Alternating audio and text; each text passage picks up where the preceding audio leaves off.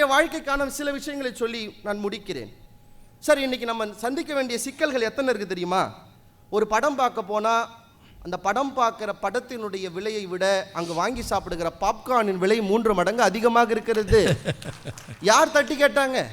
யார் சார் தட்டி கேட்டாங்க? ஒரு கோயிலுக்கு போனால், நான் ரொம்ப சமீபத்தில் திருநாகேஸ்வரம் பேச போனப்போ போகலான்னு போனேன். ராகு பரிகார ஸ்தலம்னாங்களே. போனால் சிவபெருமான் அனாதையாக நிற்கிறார். ஒரு பையன் போய் எட்டி பார்க்கல. ராகு சன்னதிக்கு 1000 ரூபாய் டிக்கெட் போட்டு 2000 பேர் நிற்கிறான். அங்கிருந்து ராகு சிவபெருமான் பார்க்குறாரு. நல்லா இருக்கீங்களா? பரம்பொருளை வணங்குவதை விட்டுவிட்டு பரிகார தெய்வங்களை வணங்குகிற இந்த நாளில் வாழ்க்கை எனக்கு மட்டுமல்ல ஆண்டவனுக்கே போராட்டமாக இருக்கிறது என்பதை எப்போ சார் புரிஞ்சுக்க போறீங்க? அறமற்ற ஒரு வாழ்க்கை வந்துருச்சு சார். இன்னைக்கு அறமற்ற வாழ்க்கை வந்துருச்சு இன்னைக்கு. அதுதான் எனக்கு கஷ்டம் சார். ஒரு விமானம், ஒரே ஒரு விமானம் ஏதோ ஒரு பிரச்சனை சிக்கல் ஓடாதுன்னு சொன்ன உடனே அறமுள்ள ஒரு சமுதாயம் என்ன பண்ணியிருக்கணும்னா, மற்ற விமானங்கள் எல்லாம் இன்னும் கூடுதல் விமானத்தை இயக்கி காசை குறைச்சி எல்லாரையும் வீட்டுக்கு போக ஏற்பாடு பண்ணணும். ஆனால் இந்த நாட்டில் என்ன நடந்துச்சு தெரியுமா? ஒரு விமானம் நின்ற போது மற்ற விமானம் எல்லாம் 2000 3000 டிக்கெட்டை கொண்டு போய் 20000 40,000 ரூபாயில் வைத்தது என்றால் அறமற்ற இந்த சமுதாயம் வாழ்க்கையின் போராட்டமா இல்லை பூந்தோட்டமா சார்? ஒரு ஒரு யார் மேலாவது ஒரு கன்சர்ன் இந்த உலகத்துக்கு சமுதாயத்துக்கு இருக்கா? யார் மேலேயாவது? இல்லையே. நீங்க சொல்றீங்க பக்கத்து வீட்டுக்காரனை பார்த்து நீ கஷ்டப்படுற, அடுத்த வீட்டுக்காரனை பார்த்து நான் கஷ்டப்படுறேன். உள்ளத்துக்குள்ளதான் சந்தோஷம் இருக்குங்கிறீங்க. ஒவ்வொருத்தருடைய உள்ளத்திலும் காது கொடுத்து கேட்டு பாருங்கள். சொல்ல முடியாத வேதனைகள் எவ்வளவு சத்தமாக இருக்கிறது என்று அவர் உள்ளத்திலே நீங்கள் காது கொடுத்து பார்த்தால் தான் தெரியும். நீங்க சொல்றதெல்லாம் சரிதான், கேட்க நல்லா இருக்கும், பூந்தோட்டமா வச்சுக்கணும். நாங்கள் ஓஷோக்கள் இல்லை, நாங்கள் புத்தர்கள் இல்லை, நாங்கள் இயேசுநாதர்கள் இல்லை. ஒரு சின்ன திருத்தம். அமைதியை சொல்ல வந்த புத்தனுக்கும் கூட, அன்பை சொல்ல வந்த இயேசுநாதருக்கும் கூட, அகிம்சை சொல்ல வந்த காந்திக்கு கூட போராட்டம் இல்லாமல் வாழ்க்கை முடியவில்லை என்பதுதான் வரலாறு சொல்லிக் கொடுத்த மிகப்பெரிய பாடம். அந்த பாடம் தான் நம் எல்லோருக்கும். 1 மில்லியன் விந்தணுவிலே போராடியதால் தான் நீங்கள் பிறந்தீர்கள். 1000 2000 மாணவர்களோடு போராடியதால் தான் கல்லூரி போனீர்கள். பல காதலோடு போராடியதால் தான் கைபிடித்து கல்யாணம் செய்தீர்கள். மனைவியோடு போராடியதால் தான் குடும்பம் நடத்துகிறீர்கள். நிறைவில் மரணத்தோடு போராடிதான் உங்களுடைய முடிவும் இருக்க போகிறது என்றால் பிறப்பில் தொடங்கி இறப்பு வரைக்கும் போராட்டம் மட்டும்தான் வாழ்க்கை. ஏனென்றால் மனித உயிரினம் குளிர்ந்த ரத்தம் அல்ல, அது சூடான ரத்தம் என்று சொல்லி விடைபெறுகிறேன். நன்றி, வணக்கம். பலே பலே பலே. சில விஷயங்களை பேசும்போது தர்ம சங்கடம் இருக்குது, ஆனால் பேசாமல் போக முடியாது. நடுவில் ஒரு அந்த விமானம் ஒன்று இயங்க முடியாமல் போன போது ஒரு 4 நாள் இந்தியா மக்கள் பட்ட பாடு நரகம். விமான நிலையத்தில் மாட்டிக்கொண்டவர்கள், லக்கேஜ் உள்ளே போயிடுச்சு, அவங்களால வெளியில் வர முடியாது, அப்படிலாம் பட்ட துன்பம் இருக்குது. பெரிய துன்பம். அது பல பேருக்கு தெரியாது. ஏன்னா விமானத்தில் போகிறவர்கள்ங்கிறது வெரி ஃபியூ. அவங்க கஷ்டம் என்ன அப்படிங்கிறது மற்ற மக்களுக்கு தெரிய வாய்ப்பு இல்லை. ஆனால் நான் ஒன்று சொல்கிறேன், தம்பி ஒன்று சொன்னார், அந்த நேரத்தில் உடனடியாக மற்ற விமானங்கள் எல்லாம் கூடுதலாக்கி கொள்ளையடித்தன, அது தவறு என்று சொன்னார். பிரச்சனை அதுவல்ல தம்பி. இப்படி விமான கம்பெனிகள் இயக்காத போது சொந்தமாக இயக்குவதற்கு அரசாங்கத்துக்கு விமானம் இல்லாத அவமானம் இந்தியாவில் மட்டும்தான் இருக்கிறது. ஒரு பஸ் ஓடலைன்னா கவர்மெண்ட் பஸ்ஸை ஓட்டி இயக்கலாம். அப்போ 4 விமான கம்பெனி ஒழுங்காக இயக்கலைன்னா இத்தனை பெரிய நாட்டுக்கு ஒரு சொந்த விமான கம்பெனி இருக்க வேண்டாமா? அதாவது சிரமங்கள் எல்லாம் மற்றவருக்கு, புகழ் மட்டும் தனக்கு என்று எண்ணுகிற ஒரு மனோபாவம் இன்றைக்கு அரசு தலைமைக்கு ஏற்பட்டு கொண்டே போகிறது. உங்களால் சிரமப்பட முடியவில்லை என்றால் ஆட்சி நடத்த முடியாது. யார் சிரமப்படுவதற்கு தயாராக இருக்கிறார்களோ அவர்கள்தான் கோலை கையில் எடுக்க வேண்டும். எந்த சிரமமும் எங்களுக்கு வரக்கூடாது, எந்த கஷ்டமும் எங்களுக்கு வரக்கூடாது, எல்லாத்தையும் வித்துருவோம்னு சொன்னால் நாட்டின் சொத்தை இப்படி தனியாருக்கு தாரை வார்த்த கேவலத்தால் தான் நாம் விமான ஸ்ட்ரைக்கின் போது மிகப்பெரிய துன்பத்துக்கு உள்ளானோம். சார், இத்தனோண்டு நாடுகளுக்கு விமான கம்பெனி சொந்தமாக இருக்குது சார். இத்தனை பெரிய நாட்டுக்கு விமானம் இல்லை அப்படிங்கிறது தற்கொலை செய்து கொள்ள வேண்டிய அளவுக்கு இந்தியன் அவமானப்பட வேண்டிய விஷயம். இதெல்லாம் சொல்கிறதுக்கு எனக்கு தைரியம் இல்லை. என்ன நடந்தாலும் பரவாயில்லைன்னு நான் சொல்கிறேன். நீ ஏதோ அந்த விஷயத்தை ஆரம்பித்து வச்சுட்ட. ஆனாலும் எத்தனை பேர் டெல்லியில் மாட்டிக்கிட்டாங்க தெரியுமா? வர முடியாது. 2 நாள் விமான நிலையத்திலேயே எப்படி வாழ முடியும்? 3 நாள் இருந்தவங்க எவ்வளோ பேர் தெரியுமா? அந்த வேதனையை நீங்கள் நினைவுபடுத்திட்டீங்க. இன்றைய வாழ்க்கை பூந்தோட்டமே என்பது என்னுடைய ஆகச்சிறந்த வாதம் மட்டுமல்ல, என்னுடைய ஆணித்தரமான நம்பிக்கையும் கூட. என் அருமை சகோதரர் சிவ சதீஷ்குமார் வந்து சொன்னார், கல்யாணம் ஆகிறது எவ்வளோ பெரிய போராட்டம்னார். நான் மனசாட்சி தொட்டு சொல்கிறேன் சதீஷ்குமார், நமக்கெல்லாம் கல்யாணம் ஆச்சே, இதை விட என்னையா பூந்தோட்டம் இருக்க முடியும்? இப்போ ஒருத்தர் சொன்னால், நான் கல்யாணத்துக்கு முன்னாடி உன்னை நேரில் பார்க்காமலே நான் உன்னை ஒத்துக்கிட்டேன்ல, கல்யாணங்கிற போதே நெருங்கி பேசுங்கன்னார். நெருங்கி பேசுனா தான் சார் அது கல்யாணம். கல்யாணத்துக்கு முன்னாடி உன்னை நான் நேரில் பார்க்கல, ஆனால் நீ தான் என் மனைவின்னு நான் ஒத்துக்கிட்டேன்ல, நான் எவ்வளோ பெரிய தியாகினா. அவன்தாம்மா சொன்னாங்க, உன்னை நேரில் பார்த்ததுக்கு பிறகு நான் ஒத்துக்கிட்டேன்ல, நான் எவ்வளோ பெரிய தியாகினாங்க. சார் என் கூட நான் நகைச்சுவைக்கு சொல்ல, என் கூட ஒருத்தன் நல்லா படிக்கிறவன் இருந்தான் சார். அவன் நல்லா படிப்பான் சார், நல்லா சராசரி படிப்பை விட கீழே தான், மூஞ்ச பார்த்தாலே தெரியும், நல்லா படிப்பான் சார். ஆனால் எப்போவும் அவங்கிட்ட பொசன்னு இருப்பான் சார். உடனே அவங்கள பார்க்காதீங்க, நான் நீ எல்லாம் படிக்க மாட்டேன், நீ எல்லாம் 50 மார்க் வாங்கியிருக்க அப்படின்றான் சார். என்ன, நான் 50 மார்க்குக்கே ரொம்ப படித்தேன் சார். அவன் ஆனால் 90 வாங்கியிருக்கான், அவனுக்கு அதில் சந்தோஷமே இல்லை. நீ எல்லாம் அது என்ன, படிக்கிற நானும் 90 மார்க் வாங்கிறது, படிக்காத நீயும் 50 மார்க் வாங்கிறதுனா அது என்னன்னு பொசன்னு இருந்தான் சார். அவனை யாருமே சந்திக்க மாட்டாங்க. ரொம்ப நாளைக்கு அப்புறம் நான் சந்திக்கலை, அவனா பார்த்துட்டான் என்ன. அப்புறம் எங்கே இருக்க, என்னவா இருக்கன்னா, திருச்சியில் பேராசிரியராக இருக்கேன்னு. உனக்கெல்லாம் வேலை கிடச்சிருச்சுண்ணா சார். என்ன சொல்லியிருந்தா கூட பரவாயில்ல, உனக்கெல்லாம் எவன் வேலை கொடுத்தாங்கிறான் சார். அது மட்டும் இல்லை, சரி சொல்லவே இல்லை அப்படின்னா, உங்ககிட்ட எவையா சொல்லுவான், நான் உன்னை சரி சொல்லவே இல்லை அப்படின்னா, இல்லை இப்போ நம்ம பார்த்துருந்தா சொல்லியிருப்போம், இன்றைக்கி தான் பார்க்குறோம். சரி கல்யாணம் ஆனாவாவது சொல்லுன்னா, வேலை கிடச்சி தான் சொல்லலை, கல்யாணம் ஆனாவாவது சொல்லுன்னா, நான் கம்முன்னு இருந்திருக்கலாம். ஆயிருச்சுன்னே, உனக்கெல்லாம் கல்யாணம் ஆயிருச்சுன்னா சார். அப்படி சொல்லியிருந்தா கூட பரவாயில்ல, உனக்கெல்லாம் எவன் பொண்ணு கொடுத்தான்னா.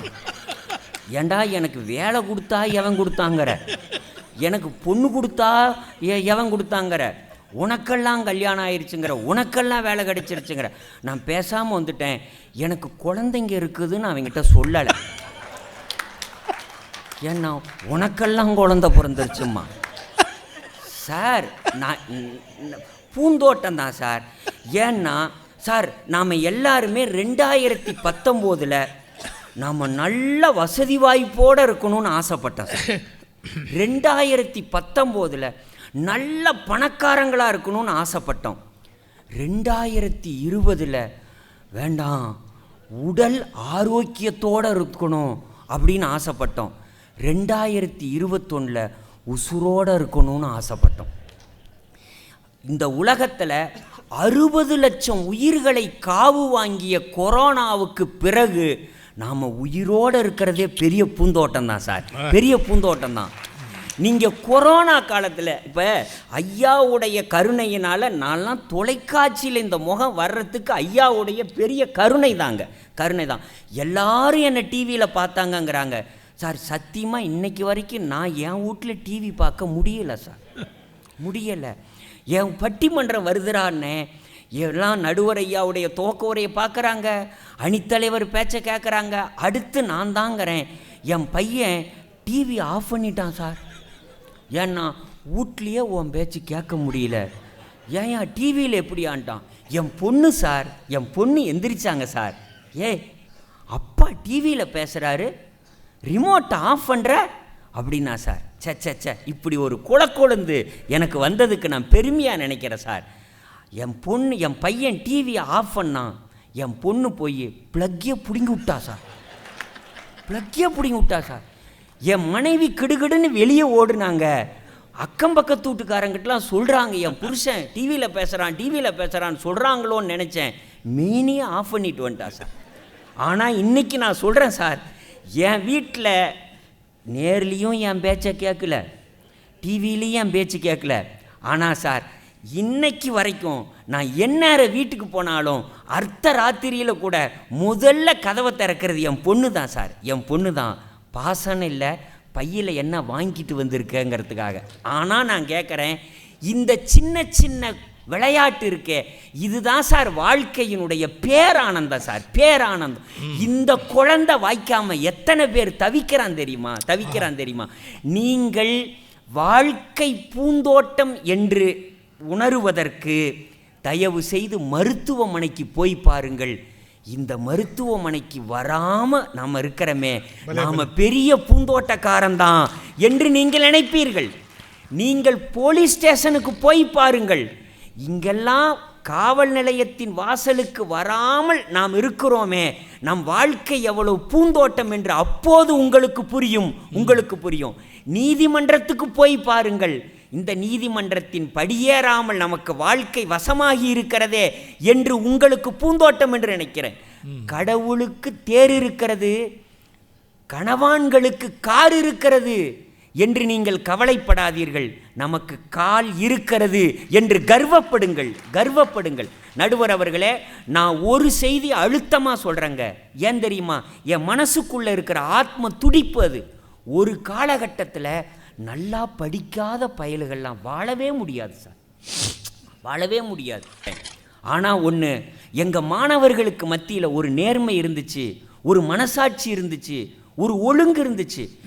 ஒரு நோட்டு காட்ட அனுப்புனா திரும்ப ஒரு வாரத்துக்கு என்ன அனுப்ப மாட்டானுங்க. ஏன்னா வீக்கம் வத்துறதுக்கு ஒரு வாரம் ஆகும் சார். நான் கேட்குறேன் நடுவர் அவர்களே, நான் கேட்குறேன், தமிழ் சங்கத்தில் பேசுகிறதுனால சொல்கிறேன். நான் என் பள்ளிக்கூடத்திலேயே சார் எல்லாரும் நல்லா மார்க் வாங்குவாங்க, தமிழில் நான் தான் சார் மார்க் வாங்குவேன், தமிழில் நான் தான் வாங்குவேன். என்னையும் நம்பி கைத்தட்டின 40 பேருக்கு நன்றி. நான் தான் மார்க். எங்கள் பள்ளிக்கூடத்திலே மார்க் வாங்கின ஒரு பொண்ணு என்ன ஒரு நாள் சாயந்தரம் பள்ளிக்கூடம் விட்டு 4 மணிக்கு தனியாக சந்திச்சு. நீங்கள் நினைக்கிற மாதிரி இல்லை. எல்லா பாடத்துலேயும் நான் மார்க் வாங்குறேன், தமிழில் மட்டும் நீ வாங்குற, எங்கள் வீட்டில் சோறு போட மாட்டேங்கிறாங்கடான்னுச்சு. ஆனால் எங்கள் அம்மா அந்த மராமத்து பார்க்காத கிராமத்து பேரழகு என் தாய் சொன்னா சார், என் பையன் பாருங்க, என் பையன் மார்க் அட்டையில் பாடத்தில் நிறைய மார்க் வாங்கியிருக்கான், கடைசி பாடத்துலேயும் நிறைய மார்க் வாங்கியிருக்கான்.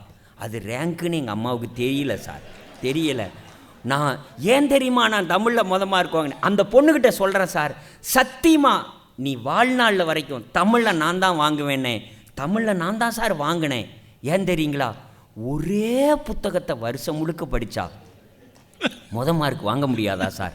நான் தமிழ் புத்தகத்தை மட்டும்தான் சார் படிப்பேன், தமிழ் புத்தகத்தை மட்டும்தான் படித்தேன். ஏன்னா அது ஒன்று தான் சார் எனக்கு புரிஞ்சுது, அது ஒன்று தான் புரிஞ்சுது.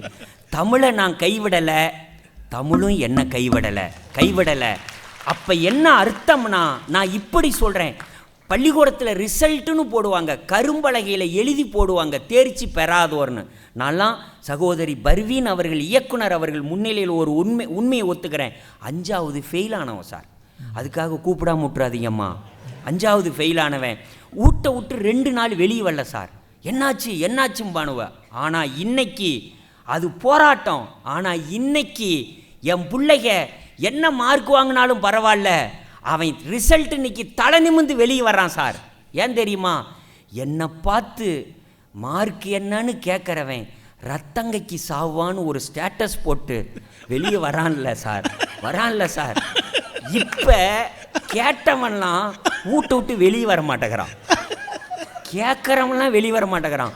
வீட்டுக்குள்ளேருந்து ஒருத்தன் கேட்குறான், அவன் மார்க் என்னன்னு கேட்குறவன் ரத்தங்கைக்கு சாவான்னு போட்டிருக்கானா, இல்லை ஜன்னல் வழியாக பார்க்குறவனே ரத்தங்கக்குவானான், கொஞ்சம் நல்லா பாருங்கங்கிறான். இப்போ நான் கேட்குறேன் நடுவர் அவர்களே, இந்த உலகத்தில் இப்படி சொல்லி முடிக்கிறேங்க. என் தமிழ்தான் தவத்திரு குன்றக்குடி அடிகளாரும் தந்தை பெரியாரும் ஒரே மேடையில் இருந்தார்கள். அவர்கள் இருவரிடமுமே கேட்கப்பட்ட ஒரே கேள்வி, உங்களுக்கு பிடித்த திருக்குறள் எது என்று கேட்டார்கள். தந்தை பெரியார் சொன்னார், எனக்கு பிடித்த திருக்குறள் தெய்வத்தால் ஆகாதெனினும் முயற்சிதன் மெய்வருத்த கூலி தரும் என்று பெரியார் சொன்னார். பக்கத்தில் காவி உடையணிந்த காரல் மார்க்ஸ் என்று போற்றப்பட்ட தவத்திரு குன்றக்குடி அடிகளாரிடம் கேட்டார்கள், உங்களுக்கு பிடித்த குறள். அவர் சொன்னார், தெய்வத்தால் ஆகாதெனினும் முயற்சிதன் மெய்வருத்த கூலி தரும் என்று. அடிகளார் சொன்னார், குடி செய்வல் என்னும் ஒருவருக்கு தெய்வம் மடிதற்று தான் முந்துரும் என்று அடிகளார் சொன்னார். நடுவர் அவர்களே, இங்கே இருக்கிற தமிழ் தாத்தா உவே சாமிநாத ஐயர் தான் வாழ்ந்த காலத்தில் 80 நூல்களை பதிப்பித்தார். 3000 ஓலைச்சுவடிகளை தேடி தேடி தேடி தேடி சேகரித்தார். அவரிடம் சொன்னார்கள், சமஸ்கிருதம் படி. ஏன் என்றார். அடுத்த பிறவியில் நன்றாக இருக்கலாம் என்றார்கள். ஆங்கிலம் படி என்றார்கள். ஏன் என்று சாமிநாத ஐயர் கேட்டார். ஆங்கிலம் படித்தால் இந்த பிறவியில் சௌகரியமாக இருக்கலாம் என்றார். சாமிநாத ஐயர் சொன்னார், சமஸ்கிருதம் படித்தால் அடுத்த பிறவியில் நன்றாக இருக்கலாம், ஆங்கிலம் படித்தால் இந்த பிறவியில் நன்றாக இருக்கலாம், தமிழ் படித்தால் 2 பிறவியிலும் நன்றாக இருக்கலாம் என்று சொன்னாரே. அந்த தமிழ் வாய்த்ததற்காக இப்படி சொல்லி முடிக்கிறேன். ஒரு காலத்தில் பெண்கள் தீட்டுப்பட்ட நாட்களில் வீட்டு அறையிலேயே அனுமதிக்க மாட்டார்கள். இந்தியாவிலேயே ஏன் உலகத்திலேயே பெண்கள் கோயிலுக்குள் அந்த நாட்கள் அனுமதிக்கப்பட மாட்டார்கள், ஒடுக்கப்பட்டவர்கள் அனுமதிக்க மாட்டார்கள். ஆனால் இந்தியாவிலேயே அனைவரும் அர்ச்சகர் ஆகலாம் என்கிற ஒரு திட்டத்தின் மூலம் தமிழ்நாட்டில் ஒரு பெண் அவர் பேட்டி சொல்லியிருக்கிறார், நான் ஒடுக்கப்பட்ட இனத்தை சார்ந்தவள். ஆனால் இன்றைக்கு தமிழ்நாட்டில் முதலில் திருச்சி உறையூரில் ஐவண்ணநாதர் என்கிற பஞ்சநாத சுவாமி கோயிலில் நான் பெண் ஓதுவாராக முத்தமிழறிஞர் கலைஞர் அவர்களால் நியமிக்கப்பட்டு தேவாரம் ஓதுகிறேன், திருவாசகம் ஓதுகிறேன். இந்த காலம் கோயிலுக்குள் அனுமதிக்கப்படாமல் கோயில் நுழைவு போராட்டம் நடத்திய காலம் போராட்டம். இன்றைக்கு பெண் தேவாரம் ஓதுகிறாள் என்றால் இந்த வாய்ப்பு பூந்தோட்டம்தான். வாய்ப்புக்கு நன்றி. ஒரு செய்தி, ஒரு பொருள் மீது உங்களுடைய பந்தம் அல்லது பிடிப்புன்னு ஒன்று இருக்குன்னு சொன்னா அது உங்களுக்கு வேதனையை தரும். அதன் மீது எந்த விதமான பிடிப்புமே நமக்கு இல்லை அப்படின்னு சொன்னா நாம பாதிக்கப்பட மாட்டோம். இதான் ஞானத்தின் உச்ச நிலை. ஒரு ஜென் துறவி உட்கார்ந்து இருக்கிறாரு. ஜப்பான்ல நடந்த சம்பவம். ஒரு 10 மாணவர்களோட பேசிக்கிட்டு இருக்கிறாரு. அவர் பேசிக்கிட்டே இருக்கும்போது பூகம்பம் வந்துருச்சு. கொஞ்சம் யோசிச்சு பாருங்க, பூகம்பம் அப்படின்ன உடனே எல்லாரும் பயப்படுவானா இல்லையா? எந்திரிச்சு ஓடுறான். அத்தனை பேர் ஐயோ படி வழியா இறங்கிக்கிட்டு ஓடுறான், கத்திக்கிட்டு ஓடுறான், ஐயோ பூகம்பம் பூகம்பம்னு. அவர் அப்படியே உட்கார்ந்துருந்தார். ஒரு 2 நிமிஷம் பூமி குலுங்கும், முடிஞ்சிருச்சு. 2 நிமிஷம் கழிச்சு எல்லாரும் மறுபடியும் மேலே வந்து கிளாஸுக்கு வந்து மறுபடியும் உட்கார்ந்த உடனே அந்த ஜென் துறவி எப்படி அந்த வகுப்பை ஆரம்பிச்சார்னா, எந்த விஷயத்தில் வகுப்பை விட்டாரோ அந்த வரியிலேருந்து கண்டினியூ பண்றார். He was not disturbed. அப்போ எல்லாரும் கேட்குறான், கிளாஸை நிறுத்துங்க, பூகம்பம்னு நாங்கள்லாம் எழுச்சி ஓடுனேன், ஆனால் நீங்கள் பேசாமல் உட்காந்துருந்தீங்க, வந்த உடனே கிளாஸை அப்படியே கண்டினியூ பண்ணுறீங்க, அதே விட்ட வரியிலேருந்து கண்டினியூ பண்ணுறீங்களே அப்படின்னு. அப்போ நீங்கள் பாதிக்கப்படவே இல்லையா அப்படின்னு அவர் ஒரே ஒரு வார்த்தை சொன்னார், நீங்கள் அனைவரும் பூகம்பம் வந்தவுடன் வெளியில் நகர்ந்தீர்கள், நான் உள்ளே நகர்ந்தேன். நான் எனக்குள்ள நகர்ந்துக்கிட்டேன். இந்த பூகம்பத்திலிருந்து தப்பிக்கணும்னா படி இறங்கி ஓடினா தப்பிச்சிட முடியுமா? தெருவில் பூகம்பம் வராதா? படியிலேயே வராதா? இப்படி ஓடுறதால எந்த விதமான பயனும் இல்லை. அதை ஏற்றுக்கொள்ள வேண்டியது தவிர வேறு வழியே கிடையாது. நீங்கள் பூகம்பம் என்ற சம்பவத்தை பார்த்தோன்னே வெளியில் நகர்ந்தீர்கள், நான் உள்ளே நகர்ந்தேன். அது முடிந்து விட்டவுடன் மீண்டும் நான் வெளியில் வந்து விட்டேன். என் கிளாஸுக்கு நான் வந்துட்டேன், பாடத்தை ஆரம்பிச்சுட்டேன். ஆக்சுவலாக பார்த்தா இதுதான் லைஃபே ஒழிய உண்மையான ஞானம் கைவரப்பெற்ற ஒருவனுக்கு துக்கத்தில் துக்கம் இல்லை, மகிழ்ச்சியில் மகிழ்ச்சி இல்லை, போராட்டமும் இல்லை, பூந்தோட்டமும் இல்லை. அவன் அவனாகவே இருக்கிறான். இது வந்து ஹையஸ்ட் பிலாசபி. இது நமக்கு தெரியாததால தான் நம்ம 2 கட்சி கட்டிட்டு பேசுறோம். இது நமக்கு தெரியாததால தான் 2 கட்சி கட்டிட்டு பேசுறோம். சார், நம்முடைய அறிவு எவ்வளவு சின்னதுன்னு சொல்றேன் பாருங்களேன். எல்லாமே கம்பேரிசன் தான். உன்னை கம்பேர் பண்ணாம உன்னை பாராட்ட உங்களுக்கு தெரியுமா? சார், இந்த பூ வந்து கிலோ 10 ரூபாய், இந்த பூ வந்து சார் கிலோ 100 ரூபாய், இந்த பூவை விட இந்த பூ ஒஸ்திம்பா. ஏன்னா அவன் விலையை வச்சு முடிவு பண்ணுறான். இது 10 ரூபா சார் கிலோ, இது வந்து 100 ரூபா சார், காஸ்ட்லி 1 கிலோ, அதனால இந்த பூ வசதி. எவன் சொன்னான்? இது மஞ்சளில் அழகாய் இருக்கிறது, இது சிவப்பில் அழகாய் இருக்கிறது, இரண்டும் ஒரு தாய்ச்செடியிலிருந்து பிறந்து வந்திருக்கிறது. எல்லாவற்றையும் விட இரண்டுமே இயற்கையின் ஓவியங்கள். இதை இயற்கை ஒருபோதும் பேதம் காட்டுவதில்லை. அதை பொறுத்தவரை சாமந்தியும் ஒண்ணுதான், ரோஜா பூவும் ஒண்ணுதான், அதனால் அது பாதிக்கப்படுவதே இல்லை. அதுக்கு அந்த பேதமே கிடையாது. இந்த புரிதல் நமக்கு வரல. இது விலை கூட, இது விலை கம்மி, இது வாடின பூ, இது வாடாத பூ, இந்த மாதிரி பேதங்களுக்குள்ள போய் சிக்கிக்கொண்டு நாம எப்ப பார்த்தாலும் போராட்டம். அதுக்கு என்ன பேர் தெரியுமா? இரட்டை மனோநிலைன்னு பேரு. 2 வகையிலும் நம்மள டிஸ்டர்ப் பண்ணிக்கிட்டே இருக்காரு. இன்பத்தோட எக்ஸ்ட்ரீமுக்கு போகிறது, துன்பத்தோட எக்ஸ்ட்ரீமுக்கு போகிறது, ரெண்டுக்கும் நடுவில் ஓடிக்கிட்டே இருக்கிறது. இப்போ பாருங்களேன், கம்பேர் பண்ணுறதால தான் இன்ப துன்பத்தையே நம்ம முடிவு பண்ணுறோம். கொஞ்சம் புரிஞ்சுக்கிறதுக்காக நான் ஒரு கதை சொல்கிறேன்.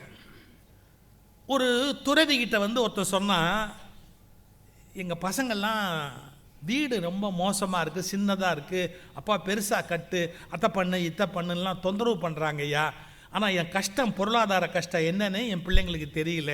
எப்பா எவ்வளோ நாள் இந்த இத்தனோண்டு வீட்லேயே இருக்கிறது, ஏதாவது வேறு வீடு மாற்றுப்பா கட்டுப்பான்றாருங்க, என்கிட்ட பணம் இல்லை சாமி அப்படின்னா. அவர் சொன்னார், ஒன்று பண்ணு, என்ன, ஒரு 4 எருமை மாடு வாங்கி கொண்டு போய் வீட்டில் கட்டுன்னார். எங்கள் இது வழியாது, வீடே எங்களுக்கு பத்தலேன்னு பசங்க சண்டை போட்டுக்கிட்டு இருக்கிறான்னா 4 எருமை மாடு வாங்கி கொண்டு போய் வீட்டுக்குள்ளே கட்டுன்னார். நான் சொல்கிற வரைக்கும் அதை அவுக்காதுன்னார். கொண்டு போய் 4 எருமை மாடை வீட்டில் கட்டினார். பசங்க அப்பனுக்கு பைத்தியம் பிடிச்சி போச்சு, பார் வீட்டை 4 எருமை மாடை கொண்டாந்து கட்டியிருக்கான், நாடுது, சாணி போடுது, மூத்த, ஐயோ ஒரே அவஸ்தை. ஒரு மாதம் கழிச்சு இவர் வந்தார். ஐயோ பசங்க இப்போ ரொம்ப திட்டுறாங்க, பயங்கரமாக இருக்குது, கஷ்டம் தாங்க முடியல, வீடெல்லாம் சாணியாக இருக்குது, நாத்தமாக இருக்குது. அப்படி இன்னொரு 10 நாள் கழித்து அந்த எருமை மாட்டை கொண்டு போய் வெளியே விட்டுடுன்னு. 10 நாள் கழித்து அந்த எருமை மாட்டை அவுத்து கொண்டு போய் விட்டதுக்கப்புறம், சார் பசங்க சத்தமே போடல, வீடு பெருசாக தெரியுது.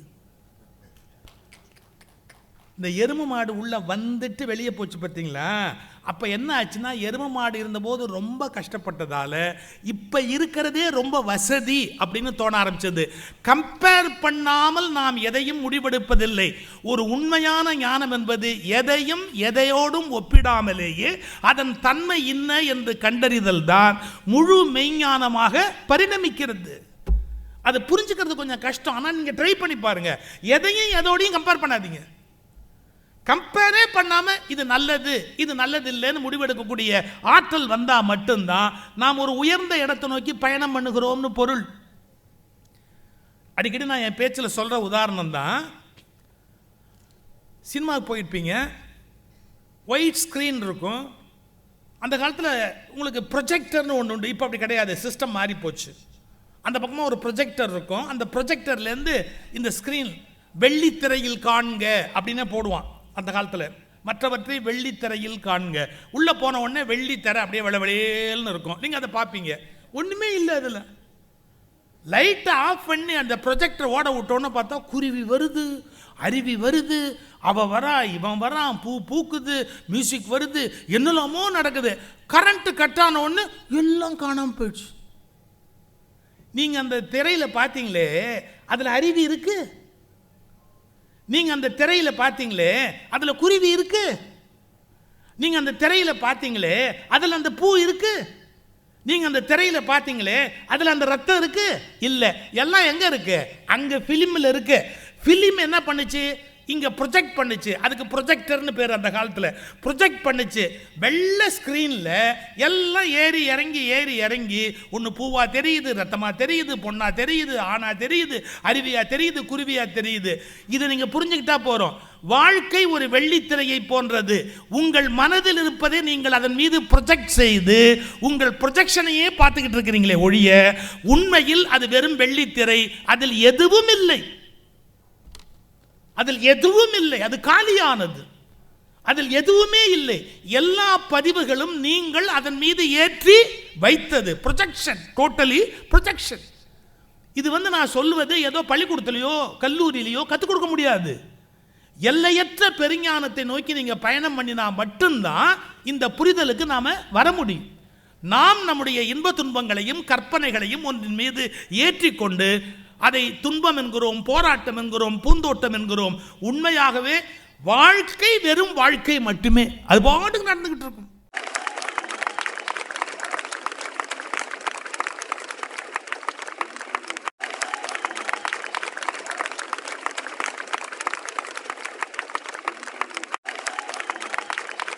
வரவேற்கப்படுகின்றன. மறவாது ஐதர்மபுரி சேனலை சப்ஸ்கிரைப் செய்து பாருங்கள். இந்த நாள் இனிய நாளாக அமைய வாழ்த்துகின்றோம்.